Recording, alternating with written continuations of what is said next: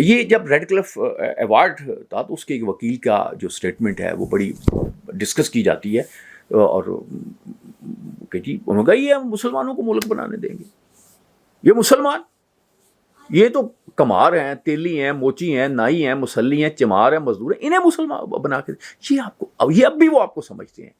وہ جب اکھنڈ بھارت بنانا چاہتے ہیں تو اکھنڈ بھارت ایک مذہبی ریاست ہوگی، ہندو مذہبی ریاست ہوگی، اس میں مسلمانوں کا جو مقام ہے وہ شودروں سے زیادہ نہیں ہے، یہ بالکل کلیئر بات ہے۔ یہ اگر کسی کو اس میں کوئی شبہ ہے تو وہ کچھ ہندوؤں کے ساتھ کچھ وقت گزار لے، اس کو تجربہ ہو جائے گا۔ یہ کوئی ایسی نہیں بات جو میں آپ کے ساتھ کر رہا ہوں۔ اور میں آپ کو کچھ تاریخی حوالے بھی دیتا ہوں کہ قائد اعظم علی گڑھ میں گئے، علی گڑھ میں تقریر کر رہے تھے تو ایک نے اٹھ کے بچے نے کہا کہ یہ دیکھو جی ہم تو ایک ہی ہیں، ایسے ہے، یہ ہے، ہمارے ہندوؤں میں اور مسلمانوں میں کیا فرق ہے؟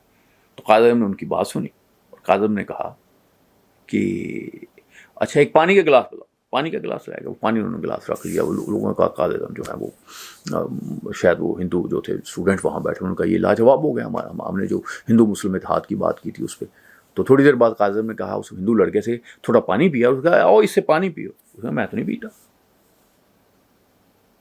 دوسرا اس کے کوئی اور ہندو بچہ آئے اور پانی پی لے، سب نے انکار کر دیا۔ انہوں نے مسلمانوں سے کہا، انہوں نے پی لیا۔ اصل میں یہ جو بات ہے نا کہ آپ کے چھونے سے چیز ناپاک ہو جاتی ہے، یہ بنیاد بنی ہے پاکستان اور ہندوستان کی تقسیم کی، ہندو اور مسلمان کی تقسیم۔ اور یہ میں بات کروں کہ یہ مسلمانوں نے نہیں بات رکھی، یہ ہندوؤں نے رکھی ہے۔ یہ جو ناپاک ہونا ہے نا آپ کا، یہ ہندوؤں کا معاملہ ہے۔ ابھی ہم دیکھ رہے تھے کہ وہ ایک مندر میں وہاں کی جو پریزیڈنٹ ہے وہ گئی تو انہوں نے ایک خاص حد سے زیادہ اس کو نہیں جانے دیا۔ پھر یہ ہمارے جو ڈاکٹر امبیڈکر ہیں، جو بہت بڑے دلت لیڈر ہیں، اور جنہوں اس زمانے میں پی ایچ ڈی کی تھی جب یہاں پر تصور نہیں تھا، ان کو جاب ملی، اور یہ گجرات کی وہ ریاست بڑودہ میں گئے تو وہ ہوٹلوں میں جب ٹھہرتے تھے تو وہ نہیں لوگوں کو بتاتے تھے کہ وہ دلت ہے، لوگ نکال دیتے تھے، جعلی ناموں سے، ہندوؤں کے ناموں سے وہ ٹھہرتے تھے۔ یہ جو اس کی ڈاکومنٹریز ہیں نا، جو انڈیا گورنمنٹ کی بنی ہوئی ڈاکومنٹری ہیں ڈاکٹر امبیڈکر کے، ان سب میں یہ بات ہے کہ ڈاکٹر امبیڈکر کو نہیں ہوٹلوں میں ٹھہرنے دیا جاتا تھا کیونکہ وہ دلت تھے۔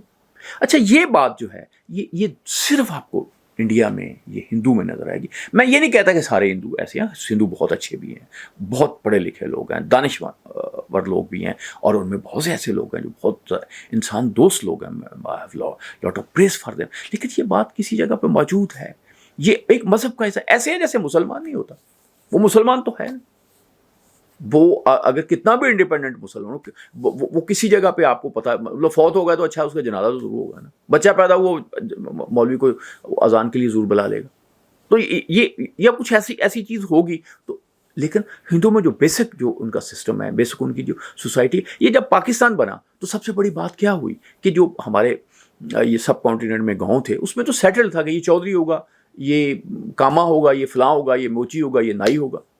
پاکستان نے جو سب سے بڑا تبدیلی ایک معاشرتی لیول پہ لے کے اس نے یہ سسٹم توڑ دیا۔ اب آپ دیکھیں پاکستان میں جو دیہات ہیں ان میں اس طرح سے چیزیں نہیں ہیں۔ پہلے چونکہ ہندو کلچر تھا، ہندو چیزیں تھیں، یہ بہت مضبوط گاؤں تھے، یہ بہت مضبوط ٹریڈیشنز تھیں، ان کو کوئی نہیں توڑ سکتا تھا۔ جو نائی کا بیٹا اسے نائی کا کام کرنا ہوتا، جو لاہور کا بیٹا اس نے لاہور کا کام کرنا۔ بعض اوقات یہ آپ بات کرتے ہیں یہ وہ فلاں لاہور فلاں ڈبکا، یہ سارے ہمارے معزز لوگ جو ہیں، بڑی ذاتوں کے لوگ ہیں، وہ بھی کرتے ہیں، یہ ہندو بات ہے۔ لیکن وہ پانی پی لیتے ہیں، وہ اس طرح سے چھوت چھات کا مسئلہ نہیں ہوتا۔ اگر وہ کسی کو اوائڈ کرتے ہیں تو وہ اس کی گندگی کی وجہ سے کریں گے اور کسی وجہ سے کریں گے، اس کی وجہ مذہب نہیں ہے۔ ایک غریب کے مسجد میں چلے جاؤ، وہ جو چودھری ہے اس کے ساتھ کمی جو ہے وہ ساتھ پڑھ رہا ہے، وہ اگلی صف میں بلکہ پڑھ رہا ہے۔ یہ ہماری مسجدیں جو ہیں وہ آپ کو مساوات کا ایک بڑا نمونہ نظر آئیں۔ ہندو جو مذہبی ہے معاملہ ہے وہاں پہ ایسے اس طرح سے چیزیں نہیں ہیں، اور اس کو لوگوں نے بھگتا ہے۔ اچھا میں اب آپ سے کچھ، ایک تو قائد اعظم کی بات کی، ایک اور میں بات آپ سے قائد اعظم کی کرنے لگا ہوں، آپ کو ایک واقعہ سنانے لگا ہوں۔ اچھا یہ واقعہ جو ہے یہ شیخ عبداللہ جو ہیں انہوں نے اپنی کتاب ہے آتش چنار اس میں یہ درج کیا ہے۔ اور شیخ عبداللہ وہ ہیں جن کے جو بیٹے ہیں اس وقت بھی مقبوضہ جو کشمیر ہے اس کے وزیر اعلیٰ ہیں، اور آپ نے وہ بھی تو دیکھا ہوگا نا کہ وہاں پہ جو 1930 میں کے عشرے میں جو وہاں پہ مارے گئے تھے، جو ڈوگرا راج میں لوگ مارے گئے تھے، شہداء، ان کی شہداء کی یادگار پہ انہیں چیف منسٹر کشمیر کو جانے کی اجازت نہیں دی گئی تھی، اور وہ اپنے ساتھیوں کے ساتھ دیواریں کراس کر کے وہ ان کی یادگار پہ جا کے انہوں نے فاتحہ پڑھی۔ تو اس میں ایک ملاقات کا تذکرہ ہے اس کتاب آتش چنار میں کہ شیخ عبداللہ جو تھے وہ اور بخشی غلام محمد نے دہلی میں قائد اعظم کی ملاقات جو رہائش گاہ ہے اس پہ ملاقات کی، اور شیخ عبداللہ یہ بات لکھتے ہیں کہ قائد اعظم نے ان سے کیا کہا۔ قائد اعظم نے کہا کہ آپ ایک قوم پر کیسے اعتماد کر سکتے ہیں جو آپ کے ہاتھوں سے پانی تک پینا گناہ سمجھتی ہے، پاپ سمجھتی ہے۔ یہ سیکولر جو نہ کہہ رہے ہیں، جس کو لوگ سیکولر کہہ رہے ہیں، ان کے سماج میں آپ کے لیے کوئی جگہ نہیں ہے، وہ آپ کو ملیچ سمجھتے ہیں۔ انہوں نے پھر ایک واقعہ بھی سنایا کہ انہوں نے کہا ایک بار بمبے میں اپنی بیوی کے ساتھ میز پر بیٹھے دوپہر کا کھانا کھا رہے تھے کہ نوکر ایک ملاقاتی کا کارڈ لایا۔ یہ مشہور ہندو پنڈت مدن موہن مالویہ کا تھا۔ میں کھانے کی میز سے اٹھ گیا اور انہیں اندر لے آیا۔ جب وہ میز پر بیٹھ گئے تو میں نے انہیں کھانے میں شمولیت کی دعوت دی۔ مالویہ نے یہ کہہ کر انکار کر دیا، آپ جانتے ہیں میں مذہبی وجوہ کی بنا پر آپ کے ساتھ ایک میز پر کھانا نہیں کھا سکتا۔ قائد اعظم صاحب بولے کہ میں نے جواب دیا آپ ساتھ ہی دوسری میز لگا کر کھانا کھائیے، اب اتنا احترام، چلو آپ کی ایک ہے مسئلہ۔ تو مولوی نے کیا کہا، یہ سب ہمارے جو سیکولر لوگ ہیں، یہ جو سمجھتے ہیں کہ یہ جو قائد اعظم بالکل ہے انہوں نے غلط کیا، یہ ان کا جواب ہے۔ اور لکھ کون رہا ہے؟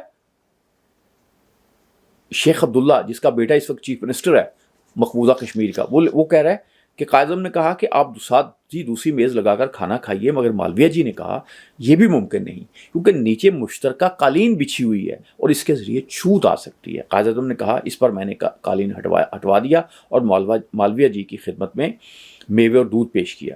قائد اعظم صاحب نے مجھ سے سوال کیا شیخ عبداللہ سے، جس قوم کے برگزیدہ لیڈروں کا یہ حال ہو آپ کو کیسے جینے دیں گے؟ اور یہ آپ کو پتہ ہے کہ مولوی عام ہندو نہیں تھے، بہت پڑھے لکھے تھے اور بڑے اعلیٰ پائے کے ہندو تھے، کانگریس کے صدر رہے یہ 1909 میں، 1910 میں، 1918 میں، 1932-33 میں، اور ہندو یونیورسٹی بنارس کے وائس چانسلر رہے 1919 سے لے کے 1938 سے۔